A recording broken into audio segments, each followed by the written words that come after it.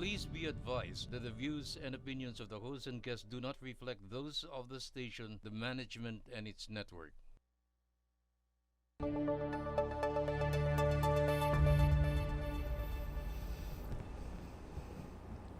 Ngayon naman po, ating pag-usapan ang international situation and of course dito sa rehiyon po natin, and hindi lang po sa rehiyon natin, sa buong mundo, ang pinakamainit na issue lagi yung relasyon ng Estados Unidos at China. From one angle, makikita natin na nagtutunggali yung dalawa, but from another angle, naghahanap po sila ng mga paraan para magtulungan, mag-cooperate, mag-collaborate. Kasi po, kasalukuyan po, may dalawang tuloy-tuloy na nangyayaring at nagaganap na usapan, ang China at ang US. Yung trade talks po, at yung political talks sa Zurich. Ano ba ang direksyon nitong mga to? Itong mga nakaraang 2 linggo, naging controversial dito sa rehiyon natin yung AUKUS, yung Australia, United Kingdom, United States Alliance at nuclear submarine deal na kahit dito sa bansa po natin, controversial dahil ang posisyon ng Department of Foreign Affairs sa pamumuno ni Teddy Boy Locsin na aking tinatawag na isang quisling, and we will try to explain later on. Hindi po nagtutugma sa architect of our foreign policy, si President Duterte, who has been very lenient in allowing the DFA Secretary to go on blabbing and shooting his mouth, that destabilizes the region, destabilizes ASEAN, violates several protocols or treaties or agreements of the ASEAN. But simulan po natin sa sinabi ni Presidente Duterte noong Setyembre 28, just 7 days ago or so. Duterte saying he is concerned over the AUKUS nuclear submarine deal dahil doon sa arms race na pwedeng magsimula dahil dito. Now, marami pong tumututol dito. Hindi lang po tayo dito sa ASEAN kasi 9 out of 10 countries in ASEAN are not for it. Yung iba, tahimik lang, so they're not saying anything good about it. Yung iba, nagwe-waiver lang, being polite to the Americans. Only the Philippines, through its foreign secretary, ang nagbigay ng pag-endorso dito. And so this is a very big question mark. But let us look at the other opposition to this AUKUS, Australians themselves and members of the societies in the West. Itong araw na to, mamayang gabi, 9 p.m. if I'm not mistaken, Philippine time, may webinar po. Andyan po yung image yan na pinadala sa atin ni Tina, hindi ko maalala ngayon ang apelido, sa ating email. Ang apelido po ni Tina ay is a Spanish river. I hope to remember Tina it later Conlon ba? Anyway, ito pong peace movement perspectives on the AUKUS military pact. May mga Australiano, may mga Pilipino. Nandiyan si Walden Bella din. Kasama yan sa pangkat na yan.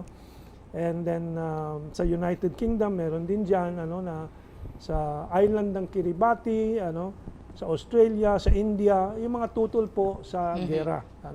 So, try to tune in later tonight. But sa Australia din, napakaraming bumabatikos dito sa AUKUS at itong submarine deal. And in fact, itong si Alan Jones ng Sky News, ang kanyang pananaw is Australia's nuclear submarine deal is going to unravel. Anong unravel sa salitang Pilipino? Bubuksan. Bubuksan. Yung buhol, yung tali, Antay. unravel. Lalabas. Anyway, sabi niya, ang paliwanag niya, first of all, we can't possibly build in Adelaide. In other words, ang Australia does not have the technology nor the industrial base for it. Number 2, it will take us 15 years to train a workforce para magtrabaho dito sa nuclear technology industry. And number 3, pero sabi niya, ito itutuloy-tuloy ang usapan tungkol dito. Pero ang nakinabang lang talaga ang Liberal Party sa Australia under Scott Morrison, the Prime Minister ngayon. So there are critical voices in Australia. Another critical voice po from Tory Shepard from The Guardian. Will all submarines, even nuclear ones, be obsolete and visible by 2040? Meaning the technology today, submarine drones, drone torpedoes, and sea-penetrating radar from the satellites and so on, meron bang silbi yan? Or maging obsolete ba yan? In a few more decades, in a decade or two. So, now, the other theater where some trouble has been brewing is the Taiwan Straits. Yes, yes. Kasi nga, meron daw mga planes. Warplanes ng Warplanes, China na pumasok sa Taiwan airspace and so on. We will explain what this airspace really is. Yung tinatawag na ADIZ, Aerial Defense Identification Zone, ADIZ. Well, let's view a 3-minute video from the Russia Today, RT, the international web news broadcast, para masimulan natin ang pagpapaliwanag dito. Ito po ang kay Rick Sanchez ng RT. This short video. That are going on right there in unison in such a very small place, right? Is this developing into the East meets West standoff that many have been anticipating? Carl Jha is a host of the Silk and Steel podcast. He is good enough to join us once again from Bali. Thank you for getting up so early. I know it's the wee hours of the morning, but we really wanted to get your insight on this. How serious is this situation? Might it turn into a standoff? Thank you, Rick, for inviting me. First of all, I like to point out what has been reported as Taiwan airspace in many media is actually referring to what's called ADIZ, the Air Defense Identification Zone. And the Taiwan's ADIZ is a particular case because it covers a wide expanse area. There's no international laws on regulates the setting up of ADIZ. ADIZ is not the same as national airspace. It's a zone that any country can set up, supposedly according to their own defense needs. And the Taiwan Defense Ministry is an organization that actually triggered off the latest media storm because they tweeted on not only the Taiwan ADIZ zone, but they also tweeted the actual PLA aircraft flight path. So when people look at the media, they are thinking China is sending 52 aircrafts, or they're thinking China may be sending nuclear bombers directly over Taiwan Island itself, maybe flying over of Taipei City, but that's not happening. Ayun. Anyway, meron pa akong mga mapa para maintindihan natin, kung anong Yung ADIZ ng ADIZ. Taiwan. Kasi po ito'y ginuhit lang ng mga Amerikano. As usual. At most people don't know that this ADIZ that Taiwan declared with the US, covers a very big part of China mainland, People's Republic of China territory. Ito po ang next map na hinanda ko po. Ayun po, parang square lang. Hindi po sumusunod sa boundaries ng the island of Taiwan. And I have more images there. Ito, Chinese map, ang next one. Kita natin, sinasakop pati yung mainland China. And finally, there's another, nagkabaliktad kasi yung isang image. I'll tell our si Wiggy, our technician, to skip to the next, the one following the next one. Ito po, yan, malinaw na. Yan po ang inilipad ng China na flight path ng kanilang 56 warplanes. Ayan po. Sila ay umiwas sa island mismo. So it is just a message to everybody, including to Taiwan. Magdeklara kayo ng independence, tapos na kayo. Not even in an hour. Pero hindi nila hinamon na todo-todo na talagang tumawid, going over the island itself. That is also a message to the Americans. Now, going back to the image before, I'll request Wiggy, the U.S. Navy report, US-UK aircraft carriers drill with Japanese big deck warship in the Western Pacific. Actually, yung sinasabing Western Pacific na yan po ay yung nasa southern tip ng Taiwan. Ano? It is very close actually to Taiwan. Yeah. Kaya that is also very provocative. Ano?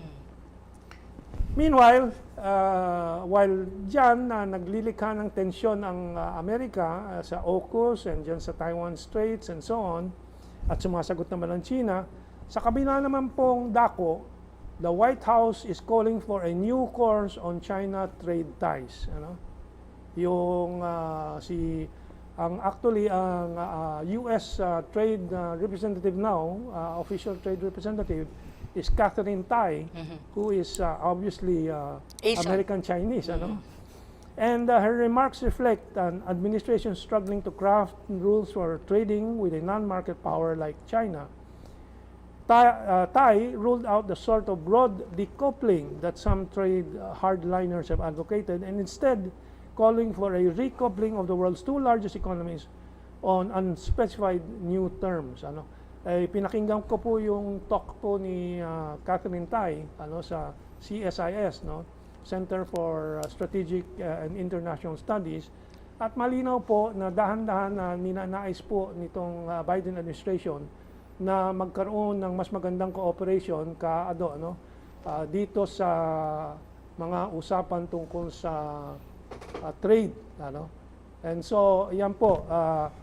Maestra, what reaction do you have to these things? Unang-una, dun sa AUKUS at saka sa warplanes, no? Warplanes nga na in celebration actually of the birthday of 72nd birthday ng China. Actually, ang kasi dyan, for the longest time naman din talaga, it's but true na they've been provoking China for the longest time. Hindi lang in terms of AUKUS, kasi ang AUKUS bago, even yung tinatawag nilang freedom of navigation. Even, alam mo, lagi silang yung mga war boats or warships ng US, Australia, Japan, and all that, lagi nilang pumapasok sa mga territory ng Taiwan. Yung sa dagat na malapit sa Taiwan, malapit sa China. Oo, sa Taiwan Straits. Lagi silang nandun eh. And it's a provocation kasi alam naman nila na ever since may tinatawag kang one China policy. Na ibig sabihin, China considers Taiwan as part of their territory. And it's been, tawag nito, andyan yan eh, historically eh. So kung ikaw, responsible kang player sa international arena, you don't provoke another country. Kasi you're just creating chaos or away. And then, ganun naman lagi talaga eh. Ganun naman for the longest time na yan eh. So wala kang, you cannot blame China for sending warnings na, oops, huwag kayong magkamali. That's part of our sovereign territory. You don't try to provoke us to engage into something na hindi namin gusto. Yun lang naman ang gustong sabihin ng China dun sa mga pagpapalipad. And I think they have the justification for that because that was during the 72nd birthday. In that sense, gustong i-affirm ng China that, we have a one China policy, that part of our territory don't attempt anything to make na magde-declare silang independence because you're backing them up. No? Yeah. Yun yung sinasabi. On the other hand, yung AUKUS na yan, that's another provocation against China. At the same time, ang hindi ko lang nagustuhan dyan, ang secretary natin, imbis na mag-isip-isip muna siya kung paano niya ipoposisyon ang ating bansa, because that's his responsibility. At tanungin niya muna ang principal niya, si President Duterte, ano ba boss ang ating Hindi yun eh. Right out na nagsabi ang AUKUS group na, ito yung AUKUS. Hindi pa isang week naglabas na siya ng statement, which is contrary doon sa statement ng ating presidente. Actually, isang araw lang. Oo, hindi nga eh. It's a matter of hours. Bigyan ko lang ng background yung audience natin na ang Malaysia po ay Yes. tumutol dahil daw this will trigger Yes. arms race, ganyan din ang Indonesia. Ang Malaysia nga nagpadala ng mission to China to consult with China, and that act of Malaysia will give extra points to Malaysia in the trade deals with China Yes. na napakahalaga sa economic recovery post-pandemic. Ano bang kalkulasyon ni Locsin? Ano bang makukuha sa Amerika? Lahat may quid pro quo, may kapalit. Nagbigay lang ang Estados Unidos to COVAX ng vaccine Kapalit nang may yung assurance BFA. ng BFA. Ano? Samantalang ang China, talagang bukas na bukas ang tulong. Ano? Aren't we going to learn from all this, di ba? And for me, I have a new article and I'll come out with 2 articles. One for Sovereign, yung isa sinambit ko na sa Pinoy Expose. Ano? Ang pamagat po, itong una is the Quisling. Quisling po ay yung traidor. No, that's a Norwegian term, no? Dahil sa panahon ng Second World War, before Second World War, yung Quisling na nagtraidor sa Norway in favor of Germany. Ano? And ganyan po ang attitude ni Locsin. Ano? And na-interview si Locsin sa Russia Today din. Ano? And pinagmamalakan niya mga personal history niya, yung mga nabasa niya about George Kennan. It's all about him. He doesn't understand that George Kennan was against U.S. intervention in Asia. Ano? But nagpapa-impress itong journalist kuno. Ano? Magdadrop ng mga names ng George Kennan kasi karamihan naman ng Pilipino hindi binabasa itong mga to. Pag narinig galing kay Teddy Boy, ay maraming binabasa ito, marami siyang alam. yun. Hindi, oportunista lang po yan talaga. Ano? And even many intellectuals, no, of in America does not agree with American policy, especially when you talk about imperialism or interventionist na policy ng Amerika for the longest time. So ang ano ko lang dito sa ating secretary, dapat hinay-hinay kasi he is undermining what you call ASEAN consensus and ASEAN That's centrality. Right. Yung isang inaalala ko, binabasag niya ang pagkakaisa ng ASEAN. Ano, na yan lang ang leverage ng ASEAN, yung consensus ng yung ASEAN. consensus at yung centrality. But before I go to Kaado, I'd just like to also point out the obvious fallacies na pinagsasabi ni Locsin doon sa RT interview. Sabi niya, US bases, there are only two US bases. Precisely. Is he, Kaya harap-harapan sa buong mundo, magsisinungaling siya o magpapakita siya ng kabobohan niya sa reality. Imagine, the US has 100 SOFA. Ang SOFA po ay parang equivalent ng visiting status of forces agreement. forces of agreement na ang US ay may mga base sa isang country. Sa Asia Pacific region pa lang, andyan yung Australia, Japan, Thailand, even the Philippines is one. Marami yan. So anong balance of power na pinagsasabi niya? Na already in security terms, the US is already advantage dahil sa SOFA niya. But in terms of economic, yes, I would agree that the balance of power shifted and because China is an economic powerhouse. And that's good because we're part of Asia. Let's go to Kaado. Tumakbo na po ang oras sa East Asia. Yes. And obviously, nahuhuli na itong mga Western powers. Unang-una, itong ADIZ. Noong China ang gumawa niyan, binayolate nila yan. Tinusok nila ng tinusok, dinuro nila ng dinuro yan. At kung anong mga batikos ng Western media and Philippine columnists, no? Like mga Jarius Mondok Ang and so on. reflexes kasi nila, yung paring age-old superpower US exceptionalism, wala na ho yan. Talunan ang Amerika. Talunan ang Amerika as we recently observed in Afghanistan. And ngayon, nanginginig ang tuhod nila because of the increasing nationalism within Japan and South Korea. And nangangamba sila na baka unreliable na yan. So, na mga allies nila, no? So they're now working towards a bigger sphere of interest by involving Australia. Ang problema, ang mode of entry, itong nuclear submarine, is also obsolete. Obsolete na yan. Ang diesel at diesel-electric submarines po are cheaper to operate, cheaper to maintain, and cheaper to even lose. No? Kasi maliit, mura, at manageable itong mga maliliit na ito and capable of penetrating even yung mga dragnets. At nakikita na nila yan doon sa Arctic Ocean where there is some reported Chinese presence already from which China is able to project closer to New York on the Atlantic side. Eh ngayon, gusto nila ang Australia ngayon ang kanila maging proxy. But this is not just a dagger to the heart of China. This is a dagger to the heart of ASEAN. This is a dagger to the heart of world peace. Yan lang po ang aking masasabi dyan. Yeah. And I'd like to go back to Locsin's Ay, Locsin is also obsolete already. It's due Kaya for nga, replacement. That's a good point. Kasi nga, throwback siya doon sa colonial era. Sinasanto pa din niya ang Amerika. Nandun pa siya sa At mindset. nasa Cold War period pa siya ng Sa- 20th century. This is the 21st century. It's a multipolar world. And it is now called the Asian century. Yes. Bakit sinasanto pa nito yung mga puti? Yung mga puti nga, nangangamba nga na maiwanan na sila ng Asia. And that is why ASEAN is so important. And ASEAN centrality, you wrote about that. Kailangan ma-preserve ang poder ng ASEAN as a fulcrum. At hindi po pumanig doon sa puti. Nasa gitna siya. Ano siya, referee, kumbaga. Sa very changing dynamic and very volatile ng Asia-Pacific region. Sinabi pa ni Locsin Binabasag niya yan eh. Sinabi pa ni Locsin doon sa RT interview niya na ginampanan ng Estados Unidos yung pangako na bibigyan ng Pilipinas ng independence. Huh? Yeah. Ang bobo naman. Oo nga, nagbigay ng independence kasi gusto ng Amerika i-develop ang Japan at hindi yung alay nila na Pilipinas, di ba?